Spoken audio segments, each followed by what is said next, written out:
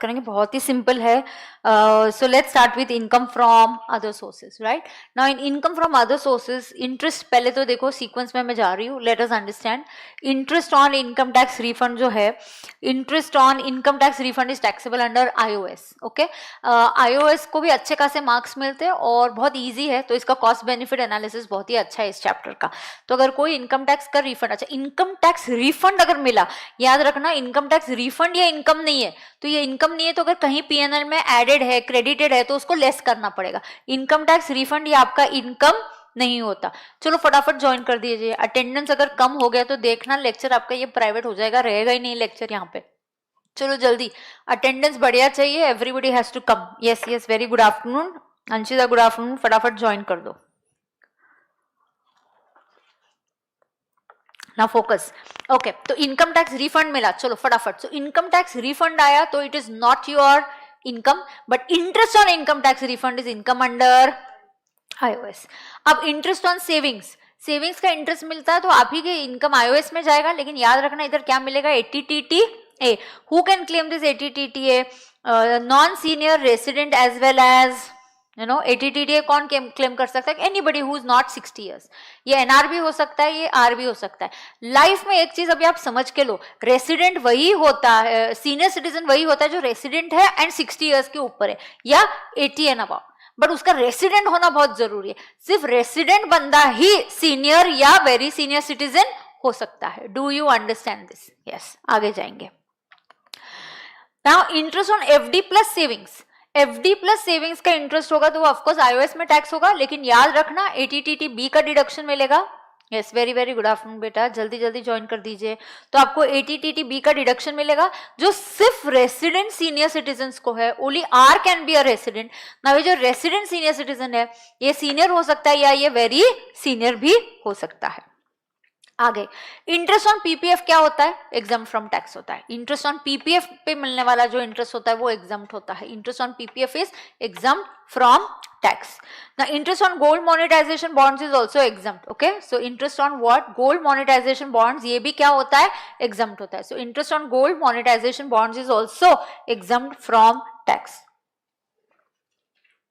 उसके आगे 10-15 interest on post office, ये बहुत ही कॉमन एंड आईसीआई का फेवरेट एडजस्टमेंट है. This is exempt up to 3,500 per annum for a single person and 7,000 per annum for a joint account. It is also eligible for TTA और TTB deduction. TTA किसके लिए? जो non senior है, 60 के below है, लेकिन अगर आप 60 एंड अबव हो तो आप क्या क्लेम कर सकते हो? टीटीबी क्लेम कर सकते हो. अब interest on enhanced compensation, interest on enhanced, पता है आपका अगर कॉम्पनसेशन बढ़ा के मिला, so interest on compensation, government ने लेट दिया, so interest on enhanced oblique कोई भी कॉम्पनसेशन. कॉम्पनसेशन क्यों? कंपल्सरी एक्विजिशन हुआ, आपने आपकी प्रॉपर्टी कंपल्सरी आपको बेचनी पड़ी गवर्नमेंट को, तो जब आपने ये प्रॉपर्टी गवर्नमेंट को बेची, उसका जो भी है पैसे मिले वो कैपिटल गेन्स में जाएगा, लेकिन ये पैसे टाइम पे नहीं मिलेंगे तो कहाँ जाएगा? ये आईओएस में चला जाएगा. Then it will go under IOS. So interest goes under IOS. Interest on compensation, enhance compensation, compulsory acquisition, and इसका जो इंटरेस्ट है it is always taxable under IOS and very important it is taxable in the year of receipt. ये बोलना बहुत जरूरी है, यहाँ पे मिस हो गया that this interest is taxable, this interest is taxable under in the year of receipt. ये जो इंटरेस्ट है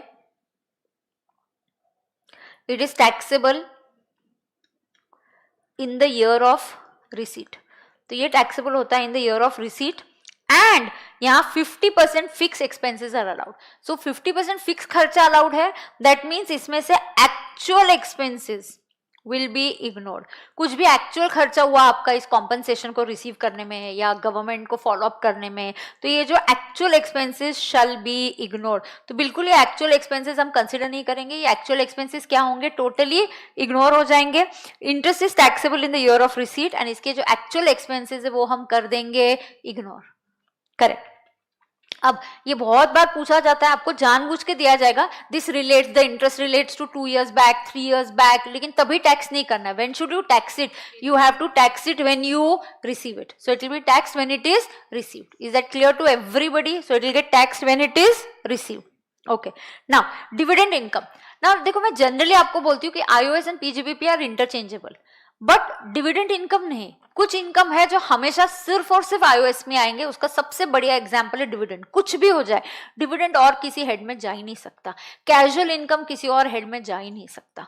income from activity of owning and maintaining race horses किसी और हेड में जा ही नहीं सकता। ये हमेशा और हमेशा आईओएस में ही टैक्स होंगे। They will always gate taxed under iOS. So dividend income, this is always taxable under IOS. अभी इंडियन कंपनी हो, फॉरेन कंपनी हो, कुछ भी हो, ये टैक्स कहाँ होने वाला है? It is always going to get taxable under IOS. दूसरी बात, this dividend includes normal dividend plus it includes deemed dividend. अब डीम्ड डिविडेंड में आपके एग्जाम के लिए, वो जो आपके अटेम्प्ट के लिए, आपके एग्जाम्स के लिए अमेंडमेंट है फाइनेंस एक्ट 24 में, बायबैक वाला। सो डीम्ड डिविडेंड में 222 ए बी सी डी ई बहुत इंपॉर्टेंट है एंड एफ अभी आ गया है, तो ई एंड एफ आपके लिए इंपॉर्टेंट है। 222 में से ई और एफ, यहाँ पे एक अमेंडमेंट है तो बायबैक वाला। यहाँ पे लेट अस अंडरस्टैंड ना फर्स्ट, ये 222E, this is very important कि अगर share holder is having substantial interest in the company. Now what is the meaning of share holder having substantial interest? Share holder having substantial interest का मतलब है 10% share holding, उसका equity share holding होना चाहिए। सो अगर ऐसा कोई शेयर होल्डर है जिसका कंपनी में 10% शेयर होल्डिंग है, कितना शेयर होल्डिंग है? 10%। सो उसकी share holding is 10%। Then and he takes a loan, भाई लोन लेने पे इनकम होने वाला है 222, but this is only to the extent of accumulated profit. तो क्वेश्चन में आपको बोला जाएगा कि मैंने लोन लिया 4 लाख, बट अगर कंपनी का accumulated profit is 3 lakh, accumulated profit company का कितना है? 3 लाख, तो आपका डीम्ड डिविडेंड कितना माना जाएगा? 3 लाख, पूरा नहीं आएगा। So it is always to the extent of accumulated profit. एक राहुल वाला क्वेश्चन है इस कॉन्सेप्ट पे, जो मॉड्यूल में भी है और जो मंजूषा में भी है। सो एक राहुल वाला question, I hope the names that I remember are right and I am not making a mistake, but mostly it is Rahul वाला क्वेश्चन जो मंजू में है, इससे related. Correct? Yes, okay, of course हो जाएगा चंदन, बट अभी बाद में पूछ, अभी मैराथन के बीच में नहीं, एंड में पूछो। मैं और एक जूम सेशन लूंगी, मैं बीच बीच में जूम सेशंस और ये सब लेती रहती हूँ जहां पे आई कैन गाइड यू। अब ये जो 222E है, लोन लेने पे to the extent of accumulated profit, मैंने एग्जांपल के साथ समझा दिया कि आपने लोन लिया 4 lakh but accumulated profit 3 lakh है, तो to the extent of 3 lakh it will be treated as your deemed dividend under 222E। अब डिविडेंड इनकम में से ये वाले 222A से लेके 222E तक, ओके, कोई भी खर्चे अलाउ नहीं होंगे। जनरली तो ई भी नहीं आएगा, डीम डिविडेंड भी नहीं। जनरली तो हम लोन इंटरेस्ट किसके लिए लेते हैं? मैंने शेयर्स में, यहाँ जनरली डीम डिविडेंड नहीं आता जनरली। यहाँ पे मैं क्या करूंगी? सी इनफैक्ट इसका बेटर एग्जांपल ये होगा दैट आई टुक लोन, और लोन से मैंने शेयर्स खरीदे एंड शेयर्स पे मुझे अभी क्या मिला? डिविडेंड। तो भाई ये जो शेयर्स है ये डिविडेंड इनकम है, बट डिविडेंड इनकम कमाने के लिए क्या मेरा कोई खर्चा हुआ? हाँ, मैंने लोन लिया है, तो लोन का interest is allowed as an expenditure, but पूरा इंटरेस्ट नहीं। There is a limit. Interest कितना अलाउ होगा? एक्चुअल इंटरेस्ट और 20% of dividend income whichever is lower. Very important. So यहाँ खर्चा कितना अलाउ होता है? Limit of 20% of dividend income. So interest और 20% of dividend whichever is lower.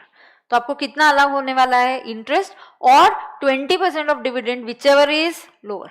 समझ में आया क्या आपको? पक्का सबको समझ में आ रही है? यस।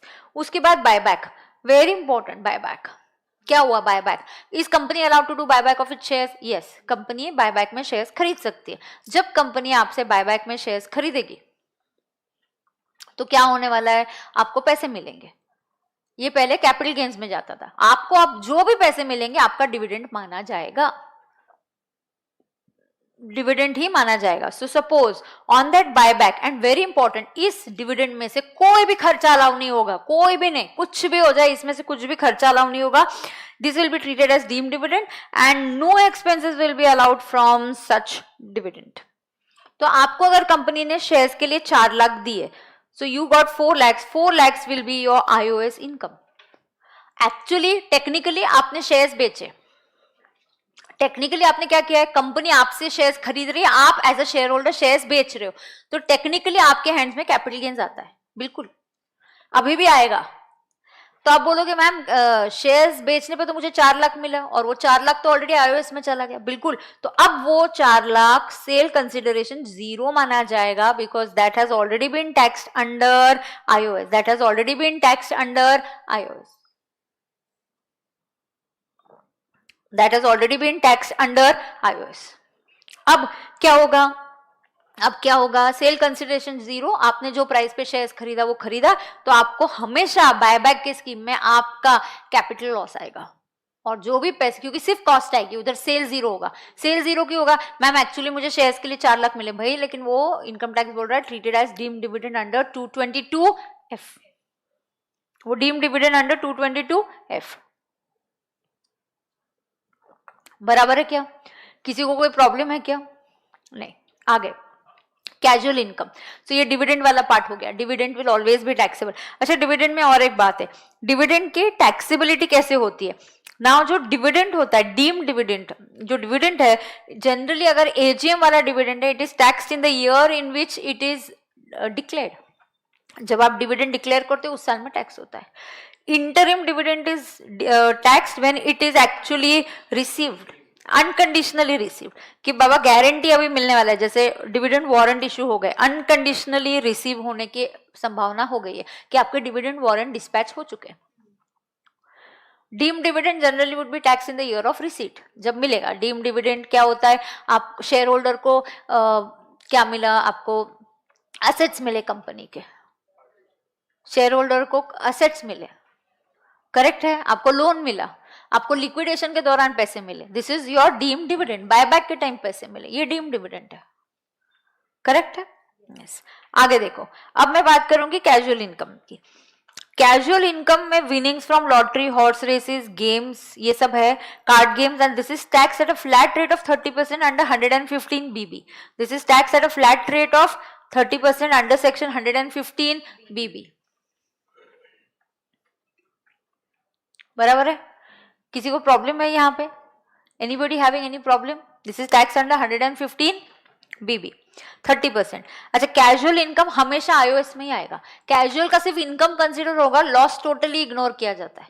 अगर मेरे को मुझे हॉर्स रेसेस से मुझे 2 लाख का फायदा हुआ और 1 लाख का नुकसान हुआ, वो 1 लाख इग्नोर किया जाता है। ना सेट ऑफ में कंसिडर किया जाता है, ना इनकम कॉम्पिटिशन में कंसिडर किया जाता है, ना कैरी फॉरवर्ड में। Losses are totally ignored and only gain is considered. इसमें से जो भी सरचार्ज का रेट होगा वो लगेगा, 4% HEC लगेगा। चैप्टर 6A का डिडक्शन नहीं मिलता, यू डोंट गेट चैप्टर 6 से deduction. AK I am all good, Radhe Radhe बेटा, I am all good. Now आपको चैप्टर 6 से डिडक्शन नहीं मिलेगा, आपको एक्सपेंसेस अलाउ नहीं होंगे। रिबेट अंडर 87 मिलता है, बच्चों को लगता है नहीं मिलेगा, भाई rebate under 87 you are very lucky. अगले फाइनेंस एक्ट में रिबेट के अलग फंडा है, May 26 के लिए अलग है, बैक में बहुत चेंजेस किए रिबेट से रिलेटेड, मतलब स्पेशल इनकम से नहीं मिलेगा, एक मिलेगा एक नहीं मिलेगा, ऐसा कंफ्यूजन है। अब फिलहाल एक ही है दोनों जगह, बैक हो या ये हो। 87A का rebate will not be available, 87A का rebate is not available from only one income, that is 112A। तो स्पेशल इनकम में तो रिबेट नहीं मिलेगा, नहीं, सिर्फ 112A से नहीं मिलता, विनिंग से मिलेगा, कैजुअल इनकम से मिलेगा, बिल्कुल मिलेगा, ये सारे ये कैजुअल इनकम से भी मिलेगा। Now same is also applicable for online gaming, same 115 BBJ online. हाँ, अनएग्जॉस्टेड BL नहीं होगा, उसका एक चार्ट बनाया है मैंने आगे, तो I will show you that chart. तो मैंने एक आगे आपको चार्ट दिया है, ऑफ कोर्स यहाँ पे आप लिख सकते हो कि इस कैजुअल इनकम से अनएग्जॉस्टेड BL नहीं मिलेगा। Unexhausted BL is available, no unexhausted BL। Unexhausted BL is available only for capital gains, कि BL यूज नहीं कर पाए तो हमें लेना है, तो वो जो अनएग्जॉस्टेड BL है वो कहाँ पे मिलता है? सिर्फ कैपिटल गेन्स से, ओनली कैपिटल गेन्स, यहां से नहीं मिलेगा। अब losses from casual income like horse races, card games, gambling have to be totally ignored. Rate of TDS आपको याद रखना है 10% इंटरेस्ट पे, और TDS on government securities नहीं होता है, there is no TDS on government securities।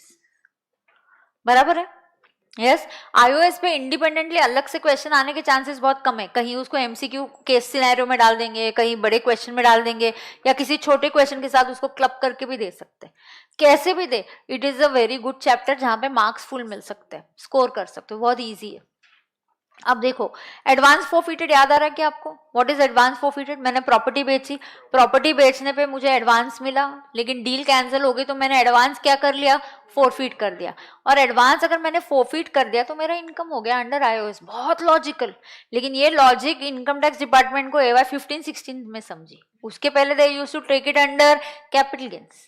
So with effect from any advance forfeited, यहाँ पे नोट कर लो, विथ इफेक्ट फ्रॉम AY 15-16 मतलब PY 14-15 मतलब 1 अप्रैल 2014 ऑनवर्ड्स अगर आपको ये एडवांस फोरफिटेड मिला, और रिमेंबर इट एज AY 15-16, तुमको जो याद रखना वैसे याद रखो। AY 15-16 का ये मतलब है AY 15-16 ऑनवर्ड्स अगर आपको इंटरेस्ट मिला, एडवांस 15-16 ऑनवर्ड्स आपको इंटरेस्ट मिला, एडवांस फोरफिटेड, सॉरी इंटरेस्ट नहीं, एडवांस फोरफिटेड मिला, सो it will B taxable under iOS। और उसके पहले आया तो it is reduce from cost of acquisition while computing capital gains. Correct है? यस। अब उसके आगे देखो, उसके आगे क्या? Family pension is taxable under iOS and not salary. क्यों? क्योंकि पेंशन फैमिली को मिली या एम्प्लॉय को मिली? फैमिली को। सैलरी में कब जाता है? Only when there is relationship of employer and employ. तो यहां ये जो family pension it is taxable under iOS and it is not taxable under salary. Standard deduction मिलेगा, स्टैंडर्ड डिडक्शन मिलेगा विच इज, एक मिनट, हाँ मैम टीडीएस का rate 30%, हाँ कैजुअल इनकम के लिए 30% है। मैंने यहाँ क्या लिखा है? Rate of TDS on interest is 10% and no TDS on government securities. And of course casual का टीडीएस का रेट हमने अभी लंच के पहले डिस्कस किया था, that it is 30%। Casual, winnings, horse races इसका 30% है। अब family pension, family pension is taxable under iOS। ये इसके स्टैंडर्ड डिडक्शन में बहुत इंपॉर्टेंट चेंज हुआ है। बैक में स्टैंडर्ड डिडक्शन अलग है, नॉन बैक में अलग है, out of back. Same like salary, salary में पता है आप बैक नहीं लेते हो तो 75,000 स्टैंडर्ड डिडक्शन, और बैक लेते हो तो 50,000 है सैलरी में। सेम वैसा ही iOS में कि फैमिली पेंशन के लिए स्टैंडर्ड डिडक्शन ज्यादा मिलता है if you are opting for back. तो बैक में अगर आप लेते हो तो इट इज 25,000 और 1/3 of total pension whichever is lower. And अगर आप बैक नहीं ले रहे हो, आप क्या नहीं ले रहे हो? बैक नहीं ले रहे हो। फ्लैट रेट मीन्स बेटा, फ्लैट रेट मतलब अगर कैजुअल इनकम 1 लाख है तो उस पर टैक्स कितना लगेगा? 30%, मतलब स्ट्रेट 30%। मतलब we don't do any BL slabs वगैरह, हम कुछ नहीं लेते। फ्लैट 30%, मतलब सीधा 1 लाख पे 30% लेते, उसका मीनिंग होता है flat 30%। Okay, now family pension के लिए अगर आप बैक नहीं लेते तो इट इज 15,000 और 1/3 of total pension whichever is lower. Correct है क्या? किसी को कोई डाउट है क्या? Is anybody having any doubt? Tell me if you are having any doubt. Okay, now gift. Now यहाँ पे हम देखते हैं gift oblique inadequate purchase of immovable property, कोई भी गिफ्ट वाला प्रोविजन। अभी देखो iOS में क्या क्या टैक्सेबल है, फटाफट बोलो। डिविडेंड इज टैक्सेबल, डिविडेंड है, डीम डिविडेंड है, नॉर्मल डिविडेंड है, इंटरेस्ट मैंने बोला, income tax refund, interest on savings, income on FDs, मैंने किसी को लोन दिया, मुझे इंटरेस्ट मिला, वो टैक्सेबल है।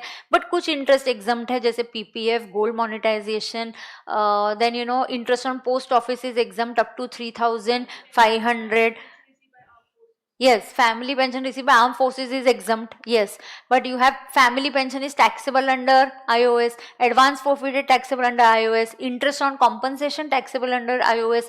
मैंने आपको रेंट पहले ही सिखा दिया, रेंट प्लांट एंड मशीनरी का iOS में जाएगा, कॉम्पोजिट रेंट iOS में जा सकता है, इवन मशीनरी का रेंट iOS या PGBP में जा सकता है, या कॉम्पोजिट रेंट भी iOS या PGBP में जा सकता है।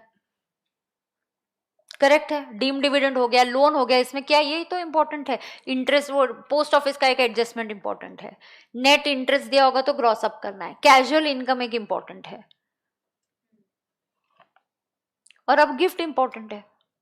तो क्या है, ज्यादा इसमें है ही नहीं। iOS में भी और PGBP में you can follow any method of accounting that the assessee is, you can follow any method, assessee की जो मेथड है वही फॉलो कर सकते हैं। मतलब आइदर आप क्या ले सकते हो, कैश फॉलो कर सकते हो या मर्केंटाइल।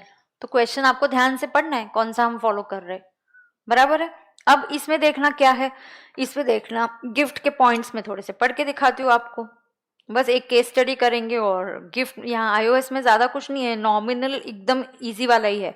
अब देखो गिफ्ट है इनएडिक्वेट परचेज, बेटा when ever I talk of 56 to 10, ये भी सेक्शन याद रखो, कुछ कुछ सेक्शंस याद रखो। 56 to 10 में गिफ्ट के 5 कॉलम है। कैश गिफ्ट, पहला क्या है कैश गिफ्ट, फिर गिफ्ट ऑफ इमूवेबल प्रॉपर्टी, फिर क्या है गिफ्ट ऑफ मूवेबल प्रॉपर्टी, फिर क्या है inadequate purchase of immovable property and inadequate purchase of movable property। ये inadequate purchase भी आता है यहाँ पे, उसकी वजह से प्रॉब्लम, उसकी वजह से एक मैं केस स्टडी वो यहीं पे यहाँ पे दिया तो यहीं पे कवर कर लूंगी अभी। अब ध्यान से सुना, गिफ्ट है inadequate purchase of immovable, movable, this is all taxable under 56 to 10। gift of movable property, what is the meaning of movable property, very important, what is the meaning of movable property? movable property में shares, securities, jewelry, bullion, work of art, archaeological collections, sculptures is taxable। ये वही चीजें हैं जिनको capital asset भी माना जाता है when we study capital gains। Capital gains हम पढ़ेंगे वहां हम देखेंगे ये वही चीज है जहां पे personal movable effects are not capital assets but these are, इनके बेचने पे कैपिटल गेन आएगा, इनको गिफ्ट में रिसीव होने पे iOS इनकम आएगा। रिसीवर के हैंड्स में जो भी गिफ्ट मिलेगी टैक्सेबल होगी। लेकिन आपको रिस्ट वॉच गिफ्ट में मिली, कार गिफ्ट में मिला, मोबाइल फोन गिफ्ट में मिला, किसी ने iPhone 17 गिफ्ट कर दिया, it won't be taxable because it is not covered in the definition of movable property. कोई गिफ्ट करे या आपको कम प्राइस में बेचे, ये चीज है जो चीजें कवर्ड है 56 to 10 में। कोई गिफ्ट कर सकता है, आपको कम प्राइस में शेयर्स बेच सकता है, कोई कम प्राइस में ज्वेलरी, 3 लाख की ज्वेलरी किसी ने आपको 1 लाख में दे दी तो 2 लाख आपका इनकम होगा, करेक्ट। अब गिफ्ट्स रिसीव फ्रॉम रिलेटिव्स और on occasion of marriage, birthday covered नहीं है, मैरिज एनिवर्सरी कवर्ड नहीं है, रिलेटिव से गिफ्ट मिलने पे एग्जम्प्ट होगा, मैरिज के ओकेजन पे मिला तो एग्जम्प्ट होगा, इनहेरिटेंस विल से मिला तो एग्जम्प्ट होगा, या किसी के डेथ बेड पे मिला, कोई जस्ट मरते मरते आपको बोल रहा है ये ज्वेलरी आज से तुम्हारी, तो ये भी एग्जम्प्ट होगा। उसके बाद आपको local authority, charitable trust, educational institutions, hospitals, these are covered under 1023C। इन लोगों ने आपको कुछ गिफ्ट दिया, चैरिटेबल ट्रस्ट, इंस्टीट्यूशंस, तो whatever gift they give you, जैसे हमने किसी नीडी बच्चे को स्कॉलरशिप दी पढ़ाई के लिए, we don't want to tax it and that is why we say it is exempt. Shares received by individual और HUF ड्यूरिंग अमालगमेशन और डीमर्जर, ये क्या है एग्जम्प्ट है। ड्यूरिंग अमालगमेशन और डीमर्जर ये क्या है एग्जम्प्ट है। अब रिलेटिव की डेफिनेशन आपको बहुत डिटेल में पढ़नी पड़ेगी। HUF के लिए रिलेटिव कौन है, members of HUF, members of HUF के लिए रिलेटिव बन जाएंगे। लेकिन बाकी लोगों के लिए रिलेटिव कौन है, यहाँ पे समझ के लो, your spouse is your relative. हाँ, आपके लीनियल असेंडेंट्स, स्पाउस के लीनियल असेंडेंट्स, आपके माता पिता, lineal ascendants straight line, parents के भी पेरेंट्स, बराबर है क्या, यस। तो लीनियल डिसेंडेंट्स आपके भी, आपके स्पाउस के भी, तो स्पाउस के भी पेरेंट्स, स्पाउस आपके बच्चे, स्पाउस के बच्चे, now spouse could have been married earlier so step child हो सकता है, तो that also will come in the category of relative. Your brother sister, cousin नहीं, हाँ, एंड मदर फादर के सिबलिंग्स, मतलब मदर के सिस्टर, मासी, बुआ, यू नो, हाँ, चाचा है, ये लोग सब आपके मामा है, ये आपके रिलेटिव बन जाएगा, और इनके स्पाउस भी रिलेटिव बन जाएंगे। और यहाँ सब जगह जो वर्डिंग्स यूज किया है वो ब्रदर है, कजन वगैरह नहीं है। हिंदी में हम भाई बोलते, भाई मतलब सब कुछ आ गया, वो कजन को भी भाई बोलते, रियल भाई को भी भाई बोलते, बट इंग्लिश लैंग्वेज में ऐसा नहीं है। Brother is different and cousin is different, cousin doesn't come in the definition of relative. अरे ओके ना, तो रिलेटिव की डेफिनेशन एक बार पढ़नी है in detail, you must refer it in detail. अब जो गिफ्ट मिलता है, ये 5 कॉलम है, तो अगर जो गिफ्ट मिलता है, they have exemption of 50,000 per annum only for immovable property. 50,000 का एग्जम्पशन इज इमूवेबल प्रॉपर्टी, जहां जहां आएगा गिफ्ट या इनएडिक्वेट परचेस, उसके लिए 50,000 का exemption is for each transaction, ये याद रखना, it is the exemption for each transaction. अब आप देखो यहाँ पे क्या है, gift received is about 50 then it is fully taxable. For example 4 दोस्तों ने मिलकर आपको 20,000 दिए, तो आपको टोटल कितना मिला 80,000। सो 4 दोस्तों ने मिलकर आपको 20,000 दिया, ईच के लिए नहीं है, यहाँ ट्रांजैक्शन क्या है टोटल के लिए।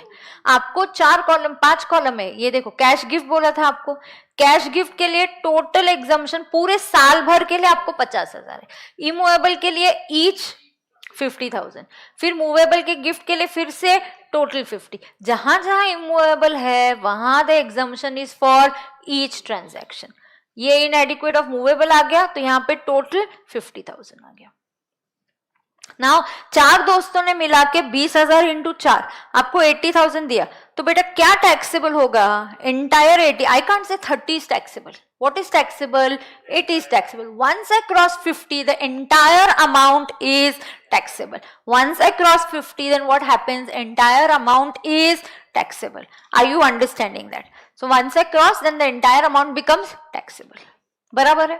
आप जब भी कोई चैप्टर ओपन करते हो पहले ओपन करके पढ़ना मत चालू करो, टेल योरसेल्फ भाई इस चैप्टर में क्या है। तो जैसे मैंने बोला iOS में क्या है, इंटरेस्ट मिला, एडवांस प्रॉफिटेड, डिविडेंड मिला, गिफ्ट मिला, ये सब इस चैप्टर में है। इंटरेस्ट ऑन कंपल्सरी एक्विजिशन उस पे 50%, उसका स्टार परफॉर्मर, फैमिली पेंशन उसका स्टैंडर्ड डिडक्शन, डिविडेंड में से खर्चा अलाउ नहीं होगा, डिविडेंड में से सिर्फ इंटरेस्ट का खर्चा, एकमात्र खर्चा जो अलाउ होगा वो इंटरेस्ट, वो भी it has a limit of 20% of dividend income. Relative के डेफिनेशन इंपॉर्टेंट, उसके एक्सेप्शंस इंपॉर्टेंट, करेक्ट। अब यहाँ पे देखेंगे ये गिफ्ट हो गया। अब ये एक बहुत ही इंपॉर्टेंट केस स्टडी है, पॉइंट नंबर 100, उसको नंबर भी बहुत बढ़िया मिला है 100, बहुत ही इंपॉर्टेंट केस स्टडी है ये। कैपिटल गेन्स, पीजीबीपी, iOS सभी को इन्वॉल्व करती है ये। तो यहीं पे केस स्टडी इसको फिनिश करेंगे, कोई पॉइंट पेंडिंग नहीं रखेंगे, आपने एक बार सब पहले पढ़ा हुआ ही है तो कोई प्रॉब्लम नहीं है ना। रॉकी सेल्स बिल्कुल बहुत ही इंपॉर्टेंट है ये। अब Rocky sells house property to Rani for 30 lakhs and उसका SDV is 38 lakhs. Give tax implications. You have tax implications in the hands of seller also and you have tax implications in the hands of buyer also. Why buyer? अरे भाई अभी तो बोल रही हूँ inadequate purchase, inadequate purchase. What is inadequate purchase? Purchaser. मैं कम price में खरीद रही हूं, मुझे डिस्काउंट मिल रहा है और वो डिस्काउंट मेरा बेनिफिट माना जाएगा। तो रॉकी ने बेचा तो रॉकी सेलर है, लेकिन रानी ने खरीदा तो वो एक परचेजर है। परचेजर के लिए 56 to 10 का कॉलम आएगा। अब जब भी 56 to 10 का कॉलम आ रहा है, दिस इज इनएडिक्वेट परचेज। पहले तो बोलो रानी को बेनिफिट कितना मिला, भाई उसको मैम 38 lakhs की चीज 30 लाख में मिली तो उसका बेनिफिट 8 lakhs है। ये कॉमन सेंस है, ये जो लॉ टैक्स नहीं जानता उसको भी पता है उसका बेनिफिट 8 lakhs है यार, उसका बेनिफिट 8 lakhs है। But do we have some exemption? Yes, inadequate purchase के लिए एग्जम्पशन इज इक्वल टू 50,000 जो सारे गिफ्ट वालों को दिया है और 10% ऑफ परचेज प्राइस। ये 10% निर्मला सीतारामन का टॉलरेंस लेवल है इमूवेबल प्रॉपर्टी में। वो बोलती है कि SDV स्टैम्प ड्यूटी वैल्यूएशन ये बेंचमार्क है, तुम्हारे सारे प्रॉपर्टी के प्राइजेस इसी वैल्यू पे होने चाहिए, स्टैम्प ड्यूटी वैल्यूएशन पे। कंफ्यूज होने का नहीं। सेलर रॉकी ने, तुम सुनो मैं एक शब्द जो बोल रही हूँ, रॉकी ने रानी को प्रॉपर्टी 30 लाख में बेची। रॉकी के लिए सेल कंसिडरेशन 30 लाख है, रानी के लिए वही 30 लाख परचेस कंसिडरेशन है तो एक ही ना, वो 30 लाख ही है ना। अब निर्मला सीतारामन जी को इमूवेबल प्रॉपर्टी में she believes all the transaction should happen at stamp duty value. Why are they happening at less price, मतलब black money is involve. Then she says हाँ ठीक है I will not be so strict, मैं थोड़ी lenient बन जाती हूँ, चलो स्टैम्प ड्यूटी वैल्यू नहीं ना, मुझे 10% टॉलरेंस चलेगा। सो ये 10% वहां से आता है। सो निर्मला सीतारामन जी के लिए वो 10% का बेनिफिट, तो यहां देखना बेनिफिट कितना मिला, रानी का बेनिफिट यहाँ पे 8 lakhs है। यहाँ पे एग्जम्पशन कितना होता है 50,000 और 10% of purchase consideration whichever is higher. So 50,000 और 10% of purchase consideration, what is the purchase consideration 30, तो 50,000 और 3 lakhs whichever is higher. तो आपका एग्जम्पशन 3 लाख तक एग्जम्प्ट होता था, but once you cross 3 lakhs आपको बेनिफिट मिला कितना 8। अगर आपका बेनिफिट 3 लाख के अंदर होता तो वो एग्जम्प्ट हो जाता, but your benefit is 8 lakhs and it is more than 3 lakhs। That is why it will become fully taxable. So Rani will have to show iOS income of 8 lakhs. हाँ ma'am, उसका क्या income हुआ, उसने तो खरीदा रहे, उसको कम price में मिला ना, उसको डिस्काउंट मिला ना. 56 to 10 gift oblique inadequate purchase. इनएडिक्वेट purchase करने पे आपका इनकम आ रहा है अगर आप कम प्राइस पे खरीद रहे हो. दिमाग में डाल दो ये बात. या आप मैकेनिक ऐसे पढ़ते हो, आपको क्लिक होता है, एग्जाम में स्ट्राइक होना चाहिए कि रानी का इधर इनकम है. अब रॉकी क्योंकि बेच रहा है, तो मैम सीधी सी बात है, अगर Rocky is selling a capital asset it is capital gain. If he sell stock in trade it is business income. What is he selling? Immovable property. Nirmala Sitharaman से इमूवेबल प्रॉपर्टी के लिए एक बेंचमार्क है स्टैम्प ड्यूटी वैल्यूएशन, वो price पे बेचने का. हम बोलते यार हर बार थोड़ी वो प्राइस पे बेचेंगे, चलो 10%. तो क्या, तो अगर आप स्टॉक इन ट्रेड है, स्टॉक इन ट्रेड के लिए सेक्शन 43C है, एंड कैपिटल असेट है तो सेक्शन 50C. दोनों का मीनिंग सेम ही है. अब दोनों में क्या है, सेल कंसिडरेशन 30 lakhs लेंगे क्या, पहले हम लिखेंगे सेल कंसिडर, उस पर 10% का लोडिंग करेंगे. शी अलाउस 10% ऊपर नीचे, तो से चलो 30 का 10% किया तो कितना आ रहा है, 33 lakhs. अरे यार ये तुम्हारा 33 lakhs is also less than 38 lakhs ना. शी सेज बेंचमार्क 38 है, stamp duty value is my benchmark, you sold it for 30, चलो 30 पर 10% लोड करो, 33 आ रहा है. अरे तेरा 10% बढ़ा के भी मेरे बेंचमार्क से कम है. So sale consideration will become 38 lakhs. So 38 lakhs is the sale consideration in income tax. For either PGBP निकाल रहे हो तो 43CA में, आप कैपिटल गेन्स निकाल रहे हो तो ये आएगा. अब इसमें और एक ट्विस्ट आता है एग्जाम में. यहां पे अगर 2 SDVs आए, अगर यहाँ पे क्या आ गए आपके पास, 2 SDVs. क्यों 2 SDV आएंगे, एक रजिस्ट्रेशन डेट वाली और एक एग्रीमेंट की डेट वाली. 2 रजिस्ट्रेशन आएंगे, एक एग्रीमेंट की डेट वाली और एक रजिस्ट्रेशन की.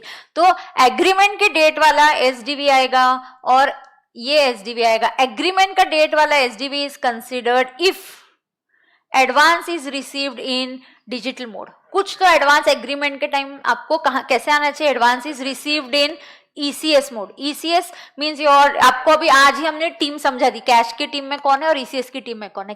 बेयरर चेक भी कैश की टीम में, क्रॉस चेक भी कैश की टीम में. इनको छोड़ के सारे ECS, debit card, credit card, internet banking, RTGS, NEFT, UPI, Bhim पे, इंटरनेट बैंकिंग, ऑनलाइन ट्रांसफर, ये सब डिजिटल मोड की टीम में आते हैं. Do you understand this?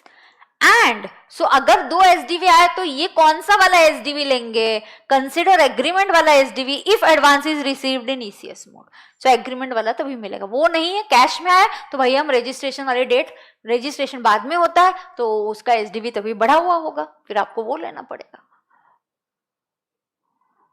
ये ICAI की फेवरेट एडजस्टमेंट है. Mark it, you can't go to exam without this adjustment. Mark it down and please even this rather 2 SDV है, ये ICAI की एक्सट्रीमली इंपॉर्टेंट है. और 50C 43C है, इसके बिना तो आप एग्जाम हॉल में मतलब जा रहे हो, मतलब नहीं चलेगा, ये तो चलेगा ही नहीं है. ऐसा है ये adjustment.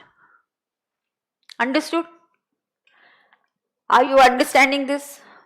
Are you understanding this, everybody? Yes. Now let us go ahead.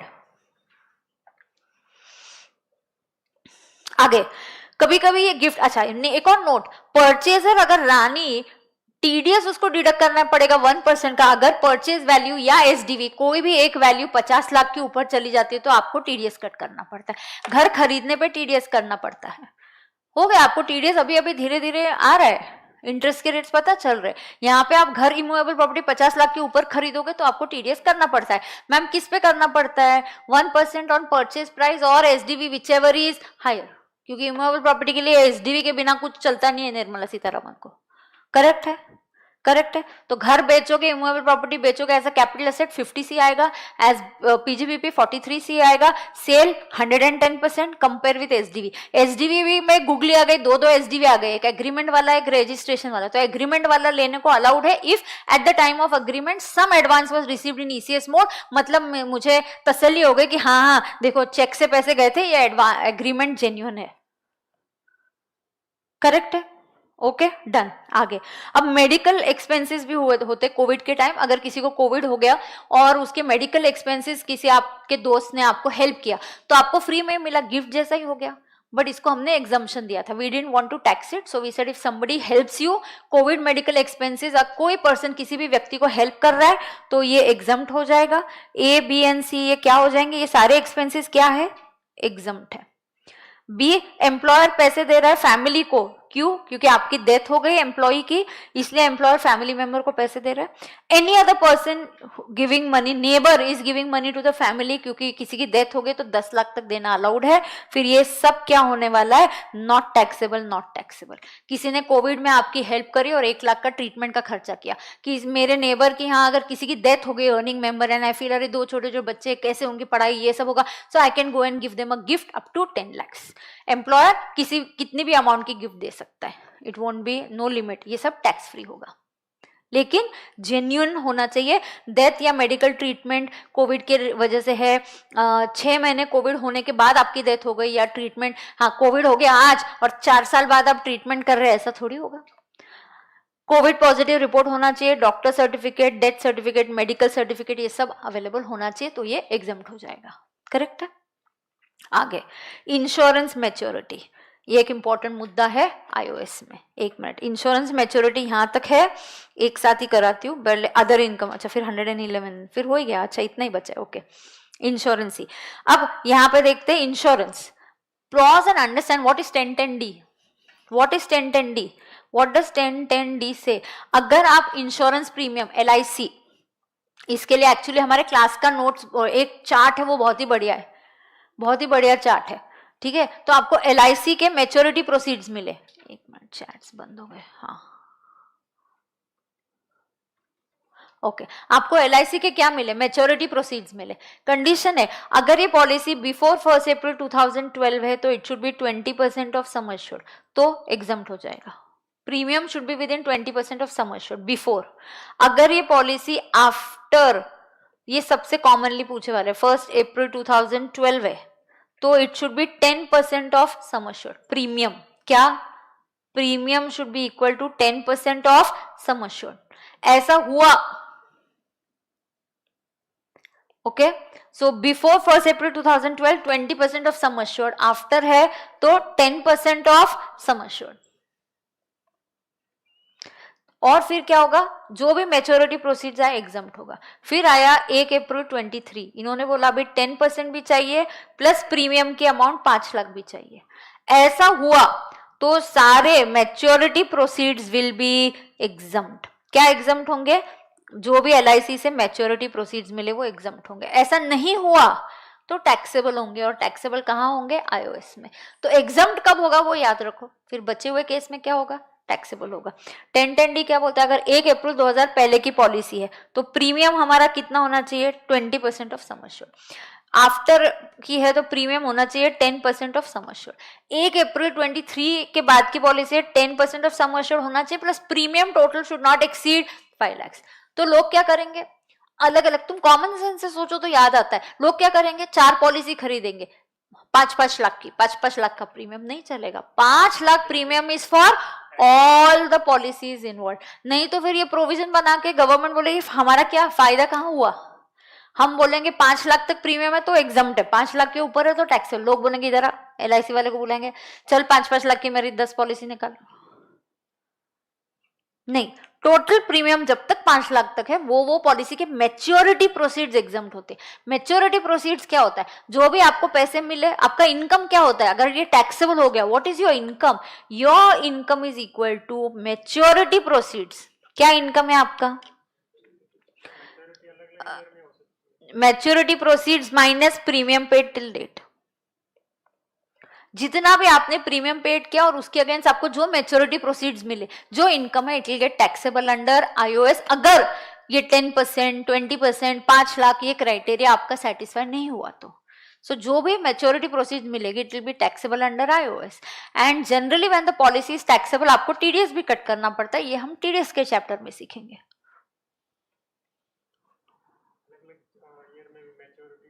होने देना, उसका कुछ नहीं है। Premium ABCD policies, A B C D, वो तुमको डिटेल में अभी iOS के चैप्टर में मेरे एग्जांपल्स है वो देखने पड़ेंगे।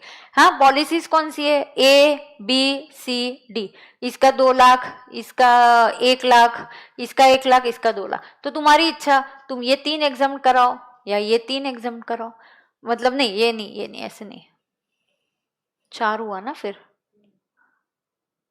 हाँ, तो कोई भी आप A plus D plus B exam कराओ या आप A plus C plus D exam कराओ, कोई भी। क्यों?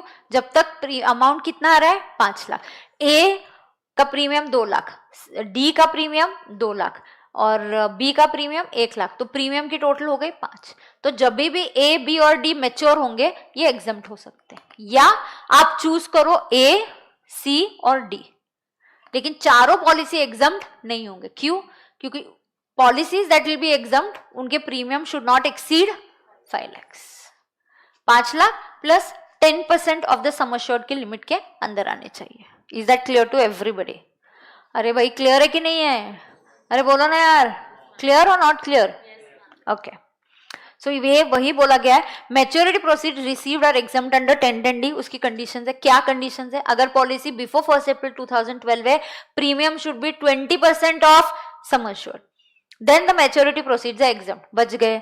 अगला, अगर पॉलिसी 1 अप्रैल 2012 के बाद है, then 10% of sum assured, exempt. लेकिन अगर पॉलिसी 1 अप्रैल 23 के बाद है तो हमें 10% भी चाहिए और 5 लाख भी चाहिए, एंड 5 लाख एक पॉलिसी नहीं है, total premium of policies up to 5 lakh. So I gave you an example, A, B, C, D, चारों का मिलाओगे तो प्रीमियम 6 लाख है। तो you should choose such policies जिनके premium should not exceed 5 lakh. तो वो पॉलिसीज जब भी मैच्योर होंगे 10 साल बाद, 12 साल बाद, उनका जो मैच्योरिटी प्रोसीड्स होगा वो क्या होगा? एग्जम्प्ट होगा।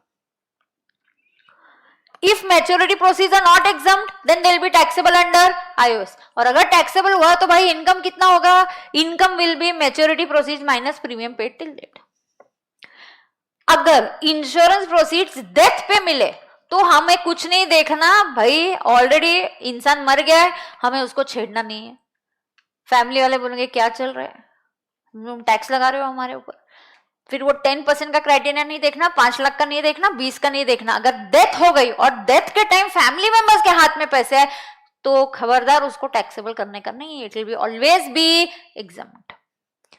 ऐसे ही जो की मैन पॉलिसी होती है वो कभी भी एग्जम्प्ट नहीं होती, इट इज ऑलवेज टैक्सेबल। वैसे ही अगर हैंडीकैप पर्सन के लिए पॉलिसी ली और उसको पैसे मिले तो वो एग्जम्प्ट रहेगी, लेकिन हैंडीकैप व्यक्ति मर गया, तुमको याद है क्या मैं क्लास में ऐसे डायग्राम ड्रॉ करती थी, ये नॉर्मल, ये हैंडीकैप, तो हैंडीकैप पर्सन को अगर पैसे मिले तो एग्जम्प्ट होगा, लेकिन हैंडीकैप की डेथ हो गई और नॉर्मल व्यक्ति को पैसे मिले तो वो टैक्सेबल हो जाएगा। तो हैंडीकैप लोगों को मिला तो टैक्स नहीं लगाएंगे, डेथ के टाइम मिला तो भी टैक्स नहीं लगाएंगे। कीमैन इंश्योरेंस पॉलिसी ये लाइफ नहीं है, कीमैन टोटली अलग कॉन्सेप्ट है, की पर्सन ऑफ ऑर्गेनाइजेशन होता है, तो कीमैन हमेशा टैक्सेबल होती है। ऐसी एक पॉलिसी होती है term policy. Term policy life नहीं होती है, टर्म पॉलिसी। आप लाइफ, टर्म और लाइफ पॉलिसी में एक फर्क होता है। LIC में अगर व्यक्ति जिंदा है तो भी उसको पैसे मिलते हैं, टर्म में आपको पैसे सिर्फ डेथ पे मिलेंगे, वरना आप जिंदा रह गए, आपने पॉलिसी 20 साल के लिए और 20 साल के बाद आप जिंदा रहे तो आपको पैसे नहीं मिलते। टर्म पॉलिसी हम कभी टैक्सेबल करा ही नहीं सकते, क्योंकि टर्म में पैसे मिलने का क्राइटेरिया एक ही होता है, death of a person. But life insurance में आप अगर 20 साल की पॉलिसी लिए आप जिंदा हो तो आपको मिल जाएगी, लेकिन 20 साल के बाद आप मर गए तो फैमिली को मिलेगा। डेथ के टाइम कभी भी टैक्स नहीं लगता है। तो टर्म पॉलिसी हमेशा कब मिलती है? डेथ पे, तो टैक्स नहीं लगता है। अरे झेपता है कि नहीं झेपता है? अदर इनकम, ना अदर इनकम, हाँ, if policy proceeds are tax, that is okay. Other income like royalty, agri income from outside India, rent received for plant and machinery, composite rent for HP amenities, all this is taxable under iOS. Correct है? अब देखो iOS में क्या बचता है, check एक बार, theory में से एक बार नहीं देख के बोलो मुझे iOS में से क्या बचता है। I'm going to eat something sweet. जल्दी देखो iOS में से क्या बचता है।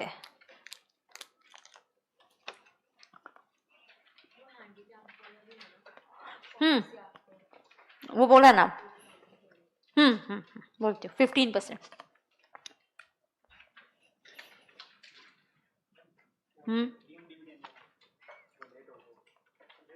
कोई बात नहीं.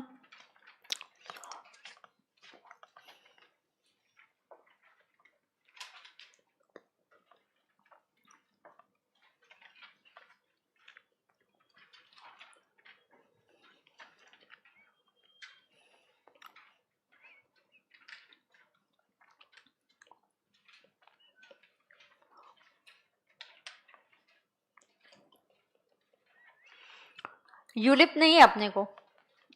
ULIP is in final. Anything else you want to ask? Check anything else is pending. Online gaming करवाया ना. Just like casual income, online gaming का भी सेम. खर्चा नहीं अलाउड, चैप्टर 6 से नहीं अलाउड. No loss can be set off against this. BL नहीं मिलेगा, फ्लैट 30% मिलेगा. अनएग्जॉस्टेड बीएल भी नहीं मिलेगा.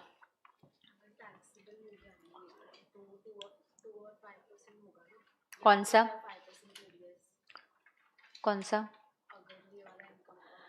टीडीएस? ये इंश्योरेंस वाला ना. हाँ, कब मिला उसके ऊपर है ना. 1DA देखना, उसके रेट में चेंज नहीं होगा. 2 ही होगा, उधर एक ही रेट है. DA 194 DA सेक्शन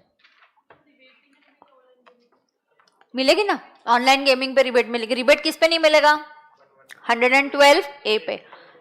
हाँ, maintenance of horse races, yes, that income will always get taxable here. देख क्या रेट बोला है. टीडीएस मैच्योरिटी प्रोसीड्स पे थ्रेशोल्ड लिमिट 1 लाख है. मैच्योरिटी प्रोसीड्स क्या है? 1 लाख. टीडीएस का सेक्शन है, वो टीडीएस में हम पढ़ेंगे, बट बता देती हूँ कि इंश्योरेंस पॉलिसी की मैच्योरिटी प्रोसीड्स 1 लाख के ऊपर है तो TDS will be deducted at 5% and it will be deducted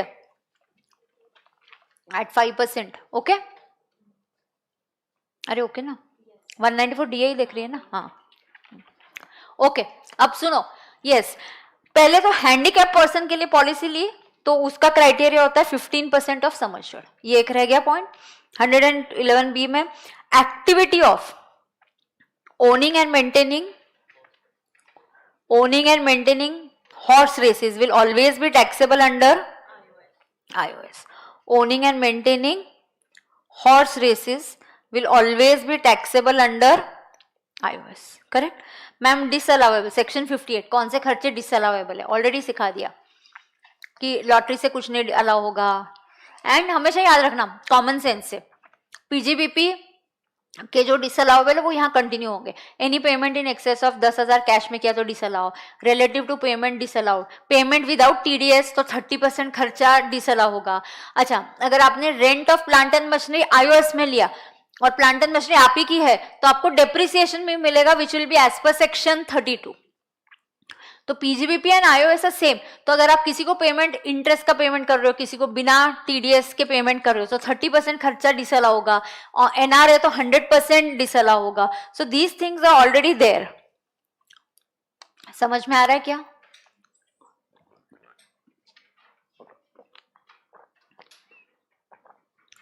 anybody having any problem? बोलो, किसी को कोई प्रॉब्लम है क्या? नहीं, तो कैन आई से iOS इज ओवर.